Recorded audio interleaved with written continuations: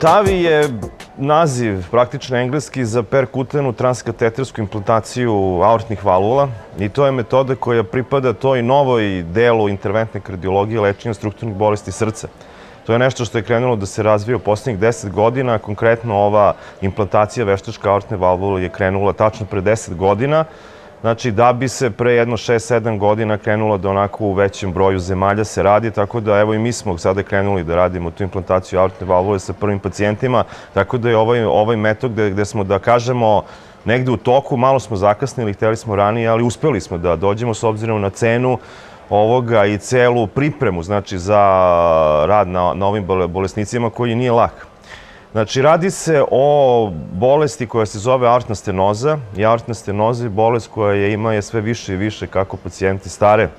Tako da ovoga puta znači, se uglavnom radi o degenerativnom promjenima aortne valvule, znači gde dolazi do stvaranja naslaga, kalcifikata na aortnim valvulama. Aortna valvula je dosta jednostavna struktura za razliku od mitralne valvule koja je kompleksna, koja zahteva i taj prsten, i mišiće, i horde. Znači, aortna valvula je praktično predstavlja samo jedne zaliske koji se otvaraju i zatvaraju u zavisnosti od pritiska koji postoji u levoj komori i u aorti. Znači, kod ovih pacijenata dolazi do pojave simptoma, tako da koji su klasični, to je angina pectoris, to je srčana slabost, to je sinkopa.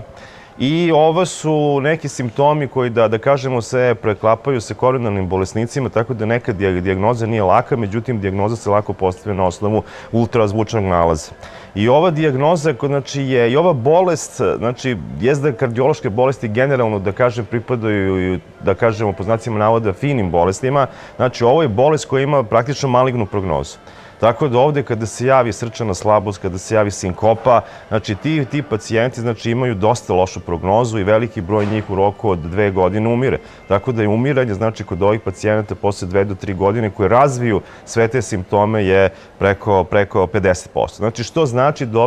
da ove pacijenti treba da lečimo. Mi, nažalost, ovi pacijenti nisu bili dovoljno dijagnostikovani, s obzirom da se radi i o starijoj populaciji i o nemogućnosti da kod ovih pacijenata uradimo hirušku intervenciju, s obzirom da su tu stariji bolesnici koji imaju često i pridružene bolesti, kao što je hronična bubrežna insuficijencija ili opstruktivna bolest pluća ili dijabetes ili periferna arterijska bolest.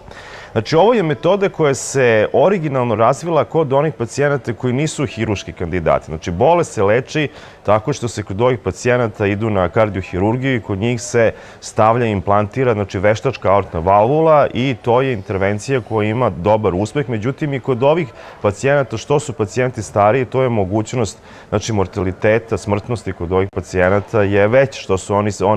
oni stariji. Tako da se javila potreba da kod tih pacijenata koji nisu kandidati, znači koji su i suviše teški, da kažem, i što imaju veliku šansu da im se desi neki neželjen događaj posle operacije, da im se ponudi nešto više.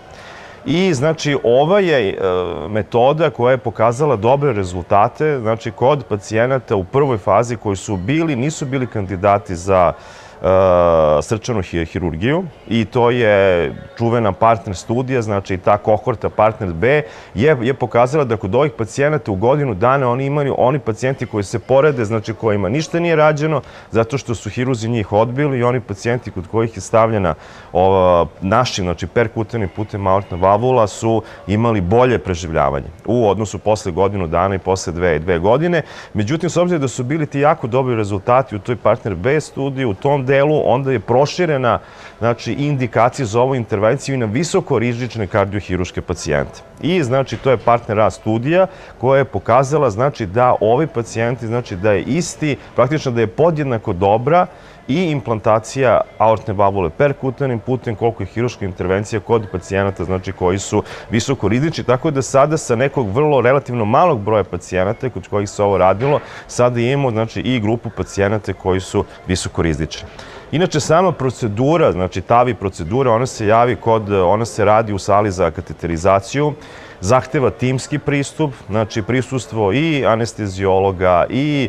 kardiologa koji se bavi ultrazvukom, koji kontroliše posle intervencije koliko je ostao stepen suženja, kolika je aortna insuficijencija, što kod njih može da se javi. I u slučaju da se radi taj pristup, koji pristup je iz praktično butne arterije, femoralne arterije, gornja i njenog dela, znači da ukoliko se radi, znači može da se pristupi ili perkutanim putem, znači putem uvodnika, ili može hirurg da radi preporaciju praktično te vene, arterije femoralis, što smo i mi radili kod naše dva pacijenta. Tako da smo imali, znači prvo se radi se u anesteziju koja je praktično dubokoj sedaciji, proceduralnoj sedaciji se radi intervencija i kod tih pacijenata se napravi, znači, taj pristup, jedan mali, koji je dovoljan nama da stavimo uvodnik, koji je velik jedno 5-6 mm, znači kod njih se hiruški se pristupi tome mestu, onda se kardiohiruzi se povuku ili vaskularni hiruzi i onda nastupa interventna ekipa koja ima nekoliko članova, s obzirom da je važna i priprema, znači same te valvule koja se implantira na mesto aortnog zaliska. Znači onda se ide klasičnim putem, retrogradno aortom, znači dolazi se sa žicom, jednom posebnom se postavi ta žica u levu komoru, onda se prethodni napravi jedna priprema da bi lakše mogli da se implantira aortna valvula sa balon dilatacijom i posle toga, znači, se stavlja implantacija aortne valvule gde postoji dva načina, znači kako ona i dve firme, znači velike koje to rade, znači jedna funkcioniše kao stent, kao praktično da se balon se otvori, znači on ostavi, znači, tu strukturu aortne valvule, znači, na svojoj poziciji, ili, znači, postoje ova druga što smo radili, tako što se svlači praktično ta valvula sa jednoga tog praktično šita koji se nalazi preko balona i onda se ona, kako se povlači, znači, taj deo, znači, koji drži tu valvulu, tako se ona otvara. Inače, sama valvula ima praktično dva dela. Jedan je taj okvir, taj nitinolski okvir, i to je jedna legura, znači, koja je ima posebne karakteristike, znači da se ona, kako se otvara, znači da ona ima samu tu osobinu da prilježe praktično uz strukture i ostaje u toj, znači ima jaku čvrstinu da ostane na tom mestu, i samih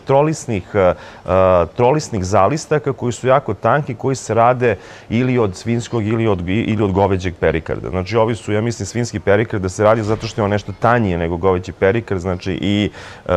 bolje se ponaša zbog te svoje veličine kada je postavljen na veštačku aortnu valvulu. Ona se implantira, znači proveri se da li je ona na istom tom mestu, izvlači se, znači, te žice i kateteri koji su ostali i na kraju, u ovom slučaju što smo imali kod ova prva dva pacijenta, znači imamo i hiruško zatvaranje tog reza koji smo imali na arteriji femoralis, gde smo, kao što smo rekli, i ušli sa našim uvodnicima i kateterima. Ono što još može da se kaže, to su, znači, procedura je uspešna, znači, pacijenti se odmah posle toga neposredno se iz te duboke sedacije, znači, da kažem, vraćaju, znači, u potpuno svesno stanje i vi posle pola sata potpuno normalno sa njim i razgovarate, nema nikakvih rezova i nema komplikacija i, da kažem, anesteziolozi to jako lepo i pozitivno gledaju na tu stvar. Inače, kod hiruških, znači, procedura bi sledećeg dana bilo tu dosta komplikacija. Što se tiče komplikacija same intervencije, postoje njih nekoliko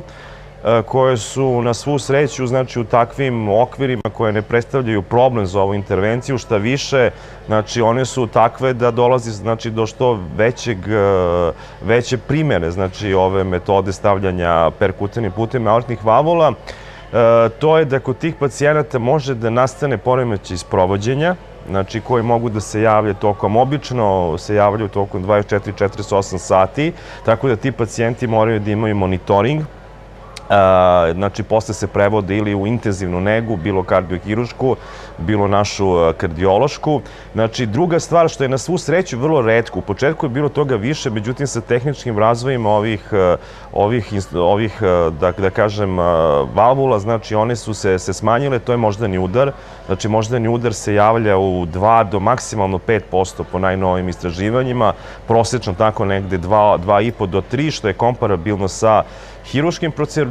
procedurama. Znači, i treća stvar što kod njih neposredno može da se javi, to su vaskularne komplikacije koje su manje ukoliko se radi o hiruškom rezu, a možda su nešto veće ukoliko se radi o čistom perkutanom rezu. To su, da kažem, neposredne komplikacije koje mogu da se jave, a ono što kod tih pacijenata mi znamo i što se prati, to je stepen aortne insuficijencije. Znači, odmah se proverava stepen aortne insuficijencije kod ovih pacijenata. Obično se toleriše ukoliko je on 1+, eventualno 2+, s tim da, s obzirom da je takve su karakteristike tog nitinola od kojih je pravljen taj otvor, je da se oni priljubljuju sve više uz zid te aorte, tako da onda kod tih je taj stepen aortne insuficijencije može da bude i manji, recimo ukoliko se gleda prvog, drugog dana posle operacije nego neposredno.